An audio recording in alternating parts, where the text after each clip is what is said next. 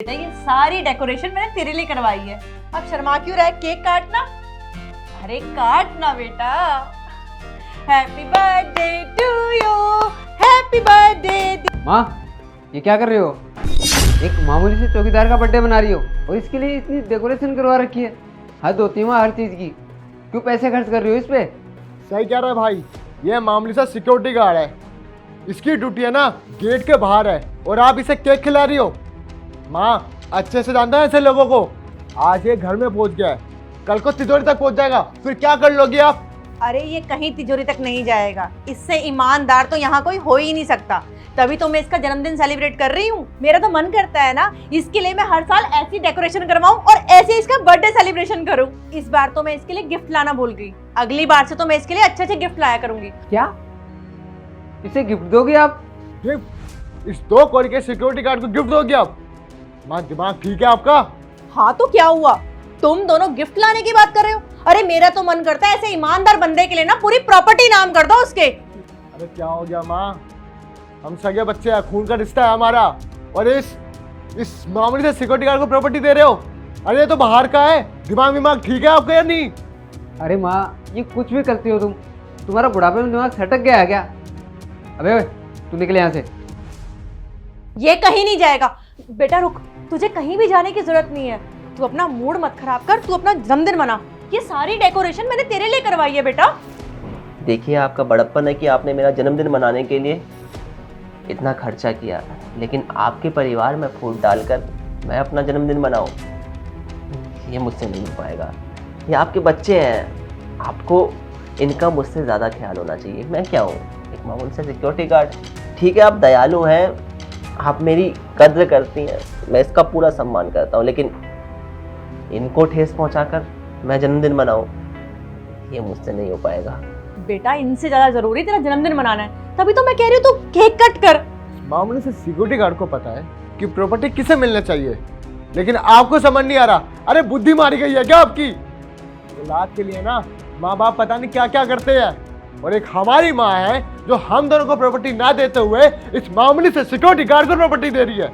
अरे बच्चे हम आपके, समझते क्यों नहीं हो? आपको इतनी देर से समझा रहा हूं लेकिन आपको समझ नहीं आ रहा है। देखो माँ एक मामूली सा सिक्योरिटी गार्ड है, जिसको भी इतनी अकल है, लेकिन आपको समझ में नहीं आ रहा है। मेरी बुद्धि नहीं मारी गई, बुद्धि तुम दोनों की मारी गई है। मैंने एक बार बोल दिया ना इसका बर्थडे सेलिब्रेट होगा तो होगा, फिर तुम्हें जो करना है तुम दोनों वो कर लो। ठीक है माँ, बर्थडे मनेगा, जरूर मनेगा। भाई और मैं भी इसका बर्थडे मनाएंगे मिलके। Happy birthday to you. 2 crore के सिक्योरिटी गार्ड पर माँ बर्थडे तो मनेगा, लेकिन वकील भी आएगा घर पे और वो प्रॉपर्टी के 2 हिस्से करेगा, एक भाई का और एक मेरा, और उस प्रॉपर्टी को लेकर हम लोग फॉरेन जाएंगे, तब पता चलेगा आपको। हाँ भाई तूने बिल्कुल सही कहा है, हम दोनों प्रॉपर्टी लेके फॉरेन चले जाएंगे। हमारे बीवी बच्चे वहाँ पे हमारा इंतजार कर रहे हैं। अरे हाँ हाँ क्यों नहीं, वकील भी आएगा और प्रॉपर्टी भी नाम होगी और जन्मदिन भी मनाया जाएगा, पर प्रॉपर्टी तुम दोनों के नाम नहीं, शेखर के नाम होगी। माँ जी क्या कह रही हैं आप? मेरे को नहीं चाहिए आपका 1 भी रुपया। आप ऐसा क्यों बोल रही हैं? बच्चे आपके ये हैं, मैं थोड़ी ना हूँ आपका बच्चा। वो आप दयालु हैं, इसका मतलब ये थोड़ी ना कि आप अपनी प्रॉपर्टी में नाम कर देंगी। माँ जी प्लीज ऐसा ना करें आप, ये अन्याय होगा आपके बच्चों के साथ। फिर से उसे समझ आ गया कि प्रॉपर्टी के हकदार हम लोग हैं, ना कि ये। आप इस बात को जितनी जल्दी समझ जाओगे ना आपके लिए उतना बेहतर है। देखो माँ, हम लोग आपके बच्चे हैं, क्यों नहीं समझ रहे इस बात को? तो प्रॉपर्टी किसे मिलनी चाहिए? हमें ना कि इसे, क्योंकि ये पराया है। अच्छा तुम दोनों मेरे बच्चे हो? तुम दोनों मेरे बच्चे नहीं हो, मेरा असली बच्चा ये है। अरे अपने बीवी बच्चों को लेके तुम दोनों यहाँ से 9-2-11 हो गए। अरे तुम दोनों जब कहाँ थे जब मुझे तुम्हारी सबसे ज्यादा जरूरत थी? और मैं तुम्हें फोन करती थी, तुम लोग मेरे फोन भी नहीं उठाते थे। बहुत ज्यादा तबीयत खराब हो रही है, एक काम करती हूँ, मैं बेटे को फोन करके बोल देती हूँ किसी को भेज दे।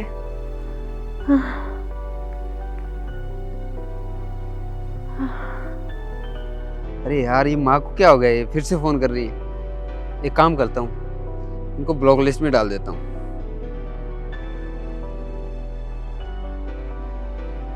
हो गया। कैसा बेटा है ये, मेरा नंबर ही ब्लॉक कर दिया। क्या क्या करूं, किसको बुलाऊं, तबीयत तो खराब होती जा रही है।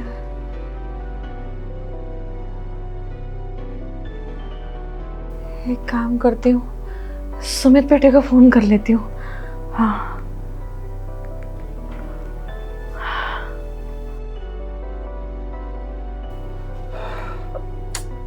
अरे यार, ये माँ भी ना कभी भी फ़ोन कर देती है।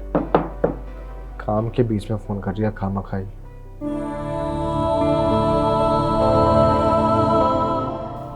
इसके पास भी टाइम नहीं है।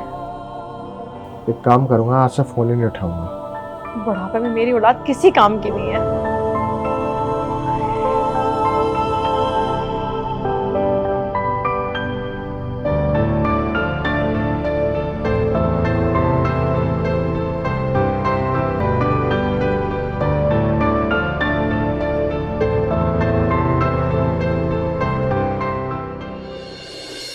अरे मैं इतनी बीमार थी, मुझसे उठा नहीं जा रहा था, तब मेरा शेखर ने ही ध्यान रखा था। मेरा खाना पीना दवाई सब कुछ यही करता था। तुम दोनों तो कहीं भी नहीं थे ना, फिर प्रॉपर्टी के नाम पे तुम यहाँ आ गए कि हमें प्रॉपर्टी मिल जाएगी। अरे शर्म नहीं आ रही तुम दोनों को? जिस लड़के ने मेरे लिए इतना कुछ किया है उसके लिए मैं एक केक नहीं कट करवा सकती? बेशक मैंने तुम दोनों को जन्म दिया है, पर तुम दोनों ने ना कोई भी अपना फर्ज नहीं निभाया बेटे होने का। सारे फर्ज शेखर ने निभाए हैं, तो प्रॉपर्टी भी शेखर को ही मिलेगी। नहीं माँ जी, मुझे नहीं चाहिए कोई प्रॉपर्टी। माँ, आपके प्यारे सिक्योरिटी गार्ड ने प्रॉपर्टी लेने से मना कर दिया। इसका मतलब प्रॉपर्टी मेरी और भाई की हो गई। अरे ये तो इसका बड़प्पन है जो इसने प्रॉपर्टी लेने से मना कर दिया। तुम्हारी तरह लालची नहीं है, पर चाहे ये प्रॉपर्टी ले चाहे ना ले। अगर ये लेगा तो ठीक है, नहीं लेगा तो मैं दान कर दूंगी अनाथालय में। पर तुम दोनों को अपनी प्रॉपर्टी का इतना सा भी टुकड़ा नहीं दूंगी। ठीक है माँ, अगर आप हमें सौतेला समझ रही हो ना, तो वही ठीक है। अब मैं बताऊंगा आपको कि कानूनी कार्रवाई कैसे होती है। अरे धक्के खाओगे आप कोर्ट में, और उस कोर्ट में इस गरीब सिक्योरिटी गार्ड को भी धकेलेंगे हम, ताकि आप लोगों को पता लगे कि आप लोगों का डिसीजन कितना गलत है। भाई सही कह रहा है, अब हम अपनी प्रॉपर्टी लेके रहेंगे। क्या कहा तुम दोनों ने? मुझे कानूनी लड़ाई लड़नी पड़ेगी। माँ जी रुके अब आप, कानूनी लड़ाई लड़ेंगे आप? अभी तक मैं चुप था क्योंकि मैंने माँ जी की जो सेवा करी है वो निस्वार्थ भाव से करी है। मेरे को इनकी दौलत का कोई लालच ही नहीं है और नहीं चाहिए मुझे कोई प्रॉपर्टी। लेकिन जहां तक आप अपनी जिद पे उतर आए हैं ना, तो ठीक है, लूंगा ये प्रॉपर्टी इनसे और खुद दान कर दूंगा कहीं, लेकिन तुम दोनों के हाथ तो बिल्कुल भी नहीं आने दूंगा। अरे कैसे हो तुम लोग यार? अपनी माँ को बुढ़ापे में इस हाल में छोड़कर चले गए, यहाँ पे बाहर विदेशों में ऐश कर रहे हो अपने बीवी बच्चों के साथ। एक बार को ख्याल नहीं आया कि तुम्हारी माँ ने तुम्हारे लिए क्या कुछ नहीं किया है? और आज जब प्रॉपर्टी की जरूरत पड़ गई है तो आ गए हैं माँ से मिलने के लिए। अरे जिस माँ ने तुम्हारे लिए दिन नहीं देखा, रात नहीं देखी, अपने सुखों का त्याग कर दिया सिर्फ तुम्हारे लिए, उस माँ के पास तुम सिर्फ प्रॉपर्टी के लिए आए हो। अरे शर्म करो यार। अरे खुश नसीब हो तुम जो तुम्हारे सर के ऊपर माँ का हाथ है। आज तुम जो है विदेशों में जाके अपनी माँ के कॉल को इग्नोर कर रहे हो ना,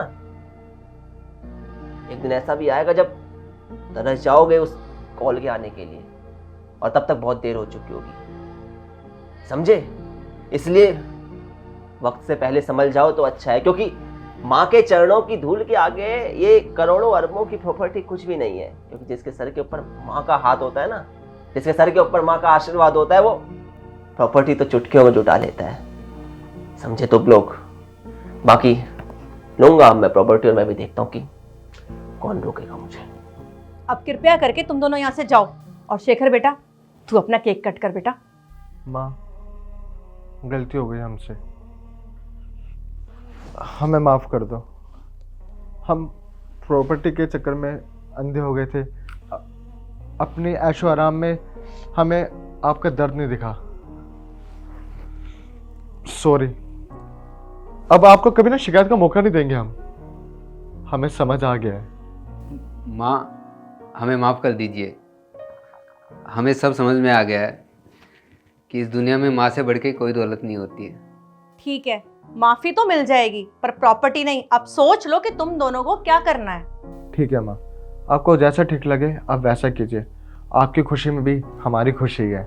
और माँ, सबसे बड़ी बात, हम अपने परिवार के साथ यही शिफ्ट हो जाएंगे आपके साथ। अब ये सब छोड़ो ना, भाई का बर्थडे मनाते हैं, क्योंकि इसने हमें सही रास्ता दिखाया। माँ